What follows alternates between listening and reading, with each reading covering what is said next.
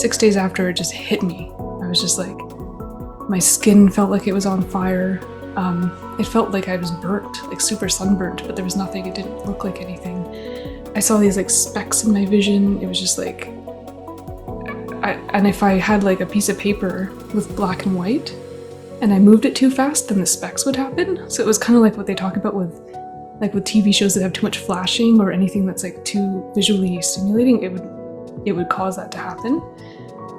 And I was, I was working full time during this, and I was normally quite quick and quite, fast at my work, and I started forgetting, like I couldn't read. Like I literally read a paragraph and then immediately forget what I read. Read it again, forget. Read it, like it was just, I was like, I cannot retain information. Like everything was fuzzy. And I was like, what is going on? I believed all the stuff that vaccines had been so helpful and saved lives, and that's why people don't die as much as kids anymore. And I had no reason really to disbelieve it. And I think a lot of it too was just how difficult it is to come to terms with the opposite. Like if they don't work and they do harm, and then it's being pushed on everyone, that is a really hard thing to come to terms with. Beginning university at the early age of 16, Erica, with a background in science and logic, found it difficult to accept the potential harm of this normalized medical intervention, highlighting the complexity of a personal journey within a contentious public debate, with the most important debate beginning with the one she needed to conduct with herself first. You're in for a treat. I guess the biggest catalyst for my awakening was having a vaccine injury. And that happened in 2015, around the winter. It was a flu vaccine. And so, I'd had all my childhood shots. My mom, my parents didn't know that there was any issues with vaccines. They wanted to make sure we had everything we were supposed to. And they would get us flu shots, as a family when I was growing up. So it was pretty normal to me. But then when I became a teenager and I was able to make my own decisions, and I, as an adult, I usually didn't. I kind of just, I don't know, something inside me was just kind of like, I don't want to take any drugs or do anything to my body unless I absolutely have to. And I just didn't think I would need it. But for whatever reason that year, I just kind of fell into it. I got sucked in. I believed it was the right thing to do. And I thought it would, be helpful and, as a good citizen and protect everybody. And, I got caught up and I did. I went and got my vaccine, and it was 6 days after that the reaction happened, but there was nothing else that I had done, because I was really meticulous. I was kind of sensitive, and I just wanted to be on top of my body. So I would keep a little calendar saying what drugs I had ever taken or what changes I had been making, and pretty much nothing had happened before then. I hadn't taken any I wasn't on anything. I didn't do anything new. Yeah, just normal life, and then I did this vaccine, and then I felt kind of weird for that week in an unexplained way. 6 days after, it just hit me. I was just like, my skin felt like it was on fire. It felt like I was burnt, like super sunburnt, but there was nothing. It didn't look like anything. I saw these specks in my vision. It was just like, and if I had a piece of paper with black and white and I moved it too fast, then the specks would happen. So it was kind of like what they talk about with TV shows that have too much flashing or anything that's too visually stimulating. It would cause that to happen. And I was, I was working full time during this, and I was normally quite quick and quite, fast at my work. And I started forgetting, I couldn't read. I literally read a paragraph and then immediately forget what I read. Read it again, forget. Read it. It was just, I was like, I cannot retain information. Everything was fuzzy. And I was like, what is going on? And, work that would take me normally 1 hour was doing 3 or 4 hours. And it was, and for some reason, I kind of had an instinct not to, I wasn't thinking straight because of what was happening, but I didn't really go to a doctor or anything. And I thought about it, like, should I go to the emergency room? And I just kind of like an instinct in me was like, I don't think they're going to know what to do. And I don't think that it's going to be helpful. And I don't know. And again, I felt so detached. I was like kind of detached from my body and just not, so I just kind of carried on with my life and struggled through it. And I started noticing that basically it would get worse every time I ate. Like, no matter what I ate, if I had a meal, it would get way worse. And so I started doing a little bit of internet research in the capacity that I could. And I found something about histamine intolerance and how you can just have a histamine reaction. It fit with what I was experiencing. And so I did the low histamine diet. Like, I decided, okay, I'm just going to cut everything and just go straight to like rice, broccoli, and chicken. Like, that's it. And it helped. Like, almost right away, I noticed that it helped. And then so I went through an arduous process of, trying to test various ingredients one at a time, and things that, before this happened, I was eating like regular food. I was mostly vegetarian or vegan. I was eating a lot of like nuts and soups and tons of vegetables and really, really healthy stuff, miso and tofu, and pretty much like everything that I used to eat, it caused me to react. Like lemons gave me a reaction. All nuts. I couldn't have tofu. I couldn't have avocado. Like everything. And I was like, how am I gonna, like, this is my life now. I couldn't go out. I couldn't go to restaurants. I couldn't go to parties, people's houses. Like, it was just, I had to pack my own homemade little food. And I kind of eventually, because I began to feel better, obviously, because I was taking some action. And little did I know it had also triggered EMF sensitivity. So that was something that I didn't fully realize, but it was just way more sensitive to everything, including like all chemicals, all like wireless things. Like everything was just bad. And so I just kind of became a hermit and thought that was my life now. And it's funny because I eventually went to my family doctor. It was probably a few months after. Okay. And by this point, I was like, you know what? It was hard for me to admit it to myself, but I was like, I think that it was the vaccine, because I had that record and I knew that I hadn't done anything, and it was so extreme. And even though it wasn't on the day that it happened, I did read a little bit online that can happen, that it's sometimes a little bit of a slightly delayed reaction because your immune system is still not fully understood, I don't think. Yeah. And so I was like, I went to him and I said, here's what I think happened. I think I had the reaction to the flu shot, and I described it, and I said, when it happened and what's been going on now. And I said, like, I can't eat anything anymore. And it's funny because he didn't disagree. I was actually kind of expecting him to, and he didn't. He's like, yeah, that could happen sometimes. And I was like, okay, well, what are we going to do about it? Yeah. Yeah. And I was like, my life is totally changed now. Like, I can't eat healthy anymore.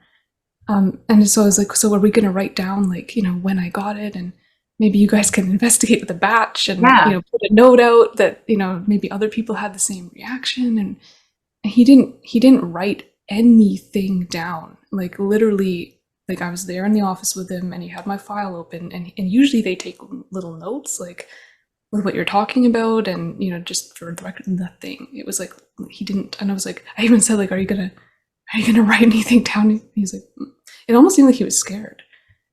Why do you think that is? Did you later find out? Or yeah, and I didn't know that at the time, but I did find out that I'm pretty sure that doctors get in trouble if they record adverse reactions, and I think if they record too many of them, they get flagged. So wow. I'm thinking that might have been it. Yeah, I mean, that's the whole reason why I did the vaccine in the first place, was to try to help other people and to protect the community. And so in my mind, I was doing my duty by, trying to get it reported. And, once I was able to wrap my head around what was going on, I wanted to contribute something that would prevent that and potentially help. And it was very upsetting, actually, the whole thing. Like after I left, after I left the office and thought about it, and I was like, I felt really betrayed. Like I actually felt like the whole system, the government, the doctors, all of them didn't care about me at all. And I had believed they Foreshadowing, did. the foreshadowing of what so many are experiencing now Yeah. with the mandated medical intervention. So, what happened for you after talking with the doctor, and how did you heal any of That's a the? good question. Yeah, I actually have healed quite a lot since then. It was interesting because of course I asked what can I do or is there anything, and there wasn't. And he was right, there isn't anything, and he basically told me to go online. Yeah. Just, and I did. Figure it out yourself. Yeah, figure it out yourself. And I had been doing that a little bit anyway with the diet and everything. And I was still pretty resistant to digging too deep into the vaccine connection thing, but I had looked at a few things by then. So you're What coming from really, a point where you were wholeheartedly embracing the utility and the efficacy of vaccines, the supposed utility and efficacy. I So, was, yeah, I, and I was. It was like that. It's funny because like looking back, I didn't always think like other people. Like I wasn't super in the box about everything, and I was a little bit, different. And I was actually homeschooled too, so I was outside the system in a lot of my life. Then I actually graduated early. I went to university at 16, and wow.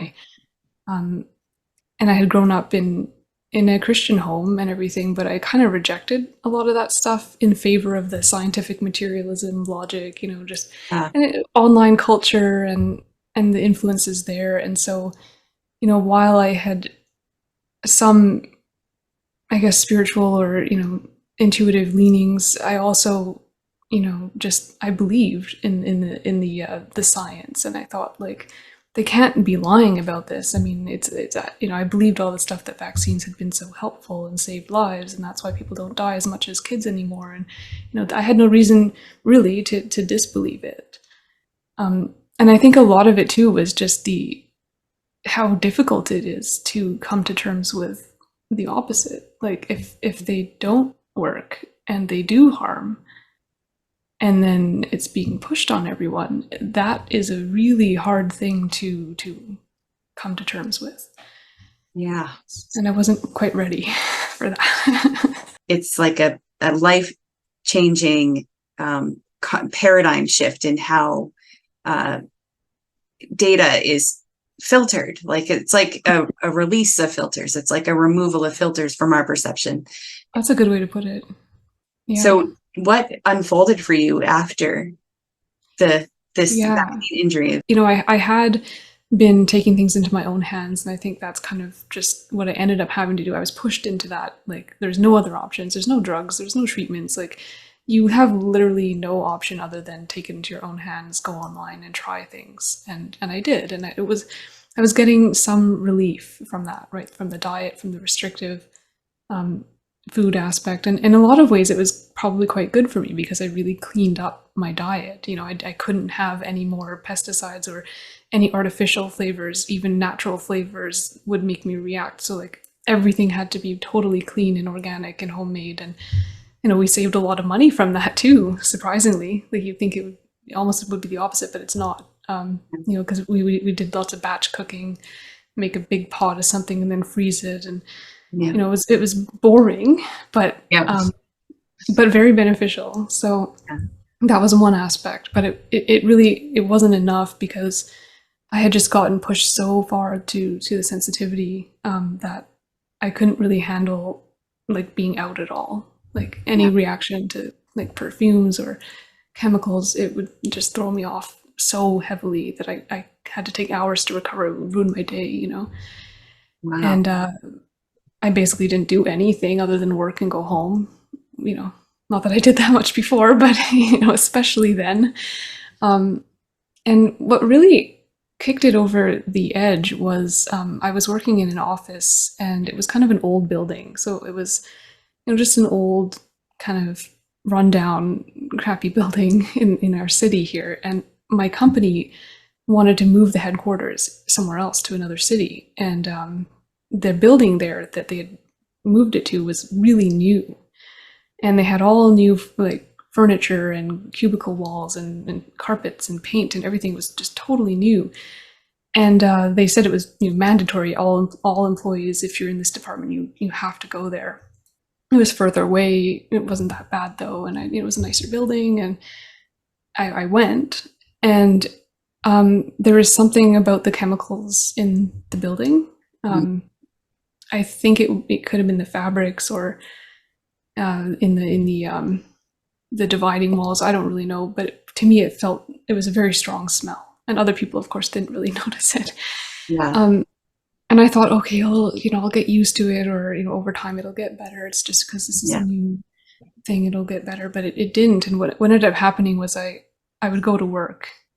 I would slowly get sicker and sicker as the day went on, and then at the end of the day, I was so sick I would just be flat out. I would just come home and all I could do was lay down, and it was like that every day. And I couldn't live like that. And I was like, I can't live like this. Like I can't work if this is what's going to happen to me. I guess I'm disabled. I guess I can't work anymore. I'm going to have to quit my job, and then I'll figure something else out later. So I actually wrote a resignation letter and had it all ready. And I went to my boss and I sat down and I was like, I'm going to have to quit my job. I'm sorry. And he really liked me. Like, I was a good employee, and he worked really closely with me on a lot of stuff, and appreciated my work. So he really didn't want to lose me. And he immediately said, "Oh, no."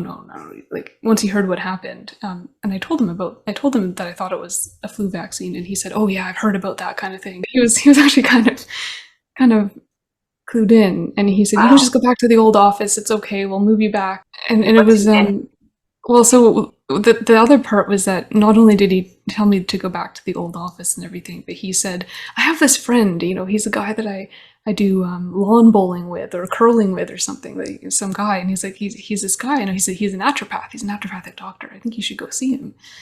And I immediately was like, oh no, like I'm not gonna do that. In my head, I was like, no.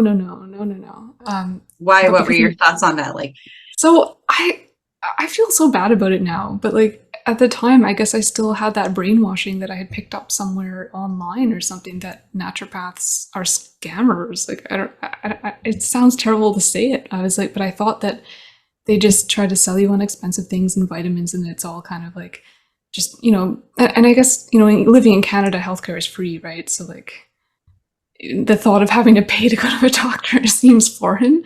Yeah. And I just thought, well, why would I pay to go to a doctor that's probably going to try to get me to buy like tons and tons of things? And so I, mentally I was like, no, I'm not going to do it. But thanks for the suggestion, kind of thing. And but because he was my boss, and because he's been so good to me, he didn't just let me get away. He actually followed up. He was like, oh, so I told the guy you'd be calling, like a week later. He's like, I told the guy your name and that you'd be calling. And I was like, oh, now I have to. And this is like, it's so funny to me, because like I'm so grateful to him for that. But at the time I was like, he's my boss, and I gotta do it just to appease him. So I guess I'll go for one appointment, and then that'll be good enough, and that's how I was thinking. So I made the appointment. I showed up. I was really skeptical, and the experience was really good. Like the doctor, like he actually listened to me. He sat with me, and he really, really asked questions and heard what I was saying, and really understood what I was talking about. And I liked that. It was not what I'm used to. Yeah, and you didn't get that as a response from family physician or whoever it was that you went to see.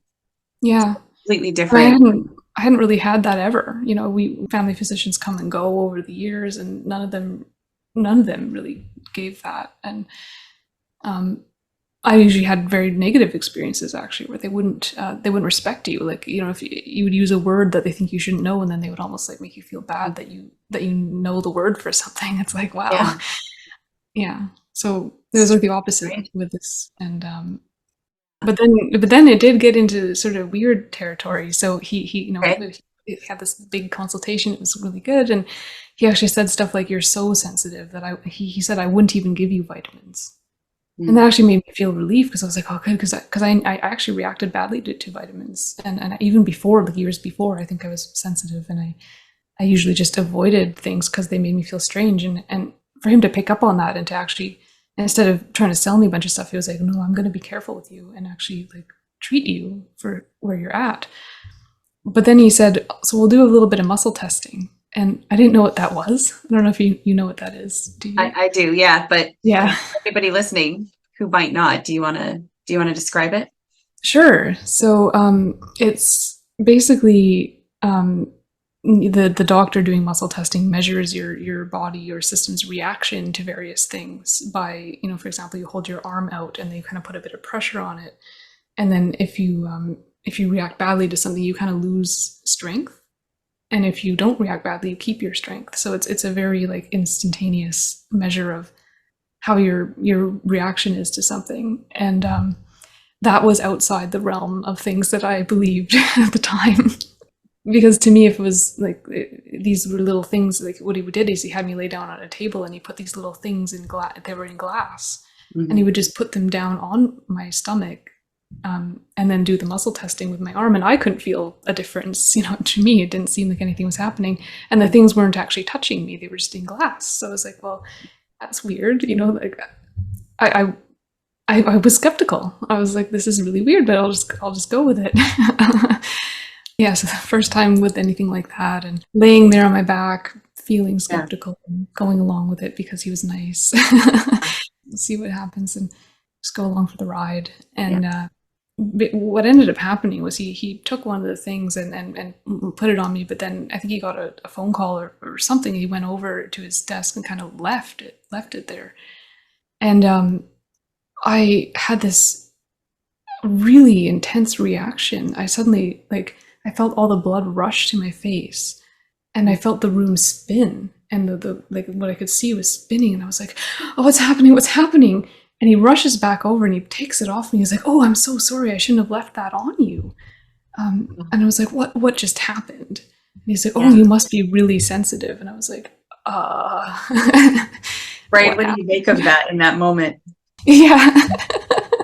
What happened? But yeah, now it's, that particular one ended up being one of the things that I was sensitive to. I think it was actually what it was the energy imprint of a virus. And I had gotten sick. This is even going back to when I was in my teens. I got quite sick with mono, but I never really recovered. I kept repeatedly getting sick again and again. And now that I look back on it, I was getting vaccines and all kinds of stuff, and who knows if that was a reaction to something then. And I had been really sick through most of my teens, and I had like chronic fatigue. As a teenager, I literally had to sleep 3 hours a day. So I had a history of issues that had never been explained. And what happened with this process is that these the energetic imprints of things that were indicated through my body's system, it kind of unraveled that past. So layer by layer, it showed what things I needed to recover from. Yeah. And unpeeled all these things that I had just been building up and never really healed from all that time. And it, I was still like during that appointment and with that experience, I was quite shocked and kind of thrown off. And then he presented me with a little thing. He's like, this is it was basically like a little collection of multiple homeopathic remedies in one thing that's meant to treat whatever. It's a product that they had, but it was just homeopathic remedies. Okay. And it wasn't that expensive. It was like $20. And I was like, oh, okay, well, I guess it's not so bad. I'll just sure, I'll take it. And he's like, just take one drop in a glass of water, twice a day. And I was like, okay, I'll do that. And I went home and I was like, told Stefan, I'm like, okay, I had a really weird experience. I got this thing, it's this bottle I'm going to use. And it was interesting because now that I think about it, or, even pretty soon after that, it became clear that there's a lot of misinformation on the internet on purpose, and specifically directed towards probably my generation and younger. Like there's always comments about, oh, that stuff is bunk. It's, oh, you're stupid if you think that. And there's so much of that, and certain communities have so much of that. And if you've grown up your whole life being in those circles and those communities online, and that's all you really hear, then it's very hard to break out of it, because you feel like you have all these voices in your head, like almost like these fake people that you don't even know. But you're just like, oh, imagine if the people online knew I was doing this, they'd be criticizing me. And it's absurd now that I think about it, but that was part of it. So I'm a millennial, technically. Okay. But yeah, because most of the people I know my age, and they don't, they're very, very against alternative medicine. Maybe it's in Canada specifically, or I don't know, but it has changed a little bit in recent years. I noticed a little bit. There's been something has changed maybe overall in the consciousness, but it was basically, just to finish up that story, when I did take that one drop the first time, I had the same reaction that I had on the table there. So I knew that there was something, that was going on. It wasn't just isolated to that room. It was something in this energy that was reacting with my body. So that was the start of the healing journey. I know this happened to me for a reason, and I know that I was supposed to not know, and I was supposed to discover it so that I could have a story of how it feels to discover it.